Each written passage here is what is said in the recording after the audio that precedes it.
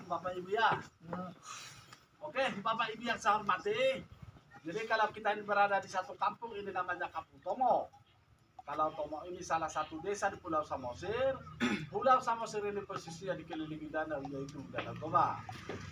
Jadi pada zaman dahulu orang Batak itu, setiap marga itu mempunyai kampung tersendiri dan mempunyai wilayah kerajaan tersendiri. Marga Sidabutar di Tomo inilah kampungnya dan sinilah wilayah kerajaannya. Jadi inilah makam Raja Sidabutar. Inilah nenek moyang kami pertama menginjakkan kaki di Tomo ini, sekaligus memimpin kerajaan namanya Raja Opu Soribuntu Sidabutar.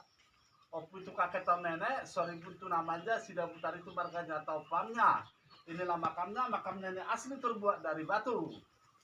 Jadi Raja Sidabutar ini semasa hidupnya belum ada agama, masih kepercayaan itu permalin. Jadi permalin ini sejenis agama lokal. Sebelum masuk pun agama ke Indonesia, kalau orang Batak sudah mempunyai kepercayaan permalin, percaya kepada Ade Batam mulai jadi nabolon. Tapi setiap makanan yang diharamkan umat kita Muslim diharamkan kepercayaan permalin. Maaf kata, tidak boleh makan kerbau pendek, makan daging anjing, darah dan ternak yang tidak disembelih oleh pisau itu diharamkan orang Batak zaman dulu. Bahkan pemakamannya juga sama. Raja ini dulu meninggal, jenazahnya dimasukkan di dalam kotak batu ini, tapi tidak pakai peti batu, cuma dibalut dengan kain blok bata. Jadi posisi makam ini ada di atas tanah, di dalam makam ini ada persis seperti kotak. Itulah raja ini meninggal, jenazahnya itu sama sekali tidak kena ke tanah, ada utuh dimasukkan di dalam kotak batu seperti ini. Di sini Bapak Ibu ada patung kecil, ini adalah cucu daripada raja ini. Orang Batak zaman dulu sudah tradisi menggendong anak atau cucu, bukan dibikin di depan atau di belakang, melainkan dibikin di pundak, dengan artinya harapan orang Batak haruslah lebih tinggi generasinya dari kedua orang tuanya sendiri. Dengan salah satu contoh, kalau orang tuanya cuma bisa pendidikan SD atau SMP, orang tua bercita-cita anaknya harus bisa pendidikan SMA, sarjana selanjutnya sampai setinggi-tingginya. Itulah artinya dibikin di pundaknya, atau dengan bahasa daerah jadi tua. Diperhitungkan umur dari raja ini sudah meninggal sudah kurang lebih sekitar 460 tahun. 460 tahun silam belum ada kamera, kira-kira seperti inilah wajah daripada raja semasa hidupnya. Sesudah raja pertama meninggal, kerajaan jadi gantikan raja kedua, inilah makam dari raja kedua. Nama dari raja kedua namanya Raja Ujung Barita, atau gelar panggilannya Opu dari Batu Sidabutar. Raja kedua di sini akan melihat mempunyai rambut panjang. Raja ini dulu semasa hidupnya mempunyai ilmu atau kekuatan daripada rambutnya. Jadi raja punya rambut tidak boleh dipotong. Apabila rambutnya dipotong, ilmu yang dia miliki bisa hilang. Sama lah ceritanya seperti cerita Samson. Ilmu atau kekuatannya ada pada rambutnya. Di sini Bapak Ibu kita melihat ada patung laki-laki. Inilah panglima perang dari Raja Sidabutar. Namanya Teuku Muhammad Said, berasal dari Aceh. Jadi si Muhammad Said ini pada waktu itu sudah memeluk agama atau agama Muslim. Rencana kedatangan si Muhammad Said ini datang dulu ke kampung ini, ingin mau belajar ilmu kebatinan. Selama bertahun-tahun si Muhammad Said tinggal bersama Raja Sidabutar, akhirnya berhasil mendapatkan ilmu dari raja ini. Raja Sidabutar percaya diangkat si Muhammad Said sebagai panglima perangnya. Jadi si Muhammad Said ini banyak membantu Raja Sidabutar dalam peperangan selama beberapa tahun. Tapi sesudah Tomo ini sudah amat tidak lagi perang, akhirnya si Muhammad Said minta pamit lagi untuk pulang ke negeri asalnya, ke Aceh.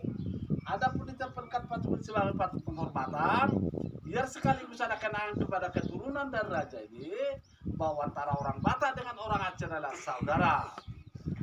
Oke Bapak Ibu, kalau di belakang ini ada patung perempuan, ini bukan istri daripada raja, melainkan tunangannya. Namanya Anting Malela Borusinaga. Jadi menurut cerita orang tua, ini si Anting Malela termasuklah gadis cantik dulu di wilayah Pulau Samosir ini. Itulah karena kecantikan dari si Anting Malela, banyak pemuda-pemuda lain berebut ingin mau bertunangan sama dia. Tapi pada waktu itu nasib baja tuh ke tangan raja ini, Raja Sidabutar lah yang bisa tunangan sama si Anting Malela. Mereka ada tunangan kurang lebih 10 tahun. Tapi itulah Bapak Ibu, sudah mereka tunangan 10 tahun, mungkin mereka tidak jodoh.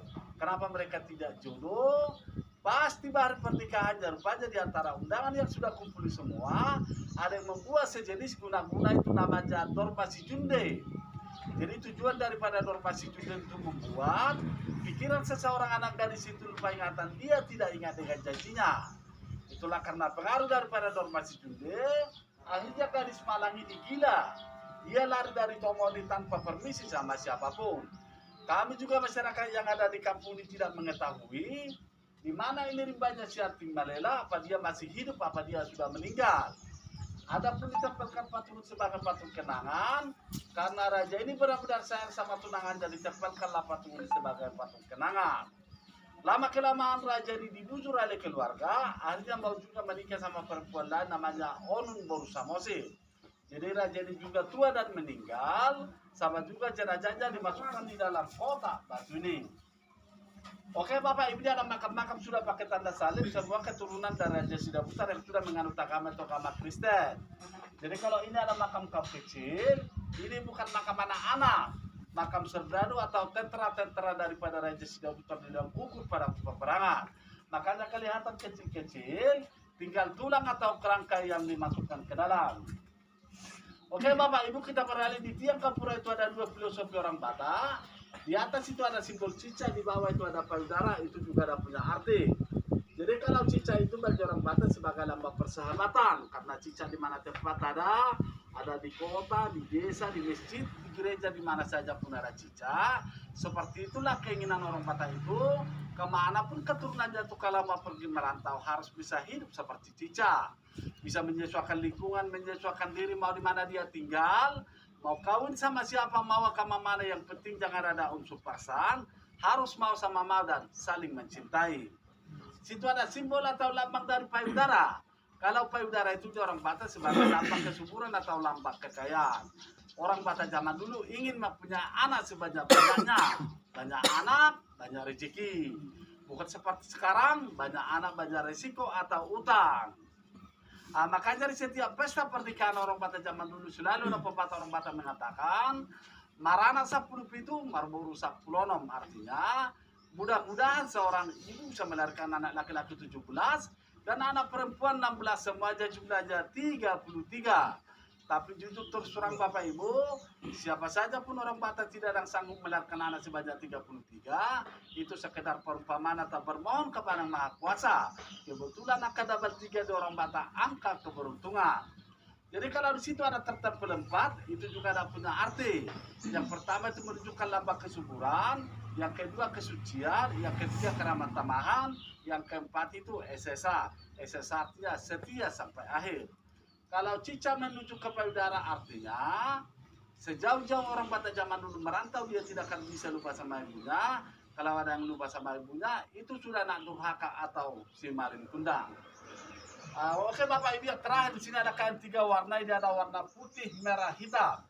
Itulah menunjukkan kalau orang Batak itu percaya kalau dunia ada terbagi 3. Warna putih ini menunjukkan dunia atas, dunia surga, dunia bersih, dunia abadi. Warna merah dunia kehidupan atau dunia tengah, kita sekarang menginjakkan kaki di warna merah. Warna hitam ini dunia kematian, dunia gelap, dunia bawah tanah. Itulah artinya 3 warna atau 3 dunia. Oke Bapak Ibu yang saya hormati, itulah sejarah singkat makam raja ini. Mungkin ada mau ditanya, silakan Bapak Ibu. Mudah-mudahan saya bisa menjelaskan, saya akan jelaskan. Oke, ada ke pertanyaan? Enggak. Sekarang lagi di kamera. Mungkin foto lagi, foto di sini.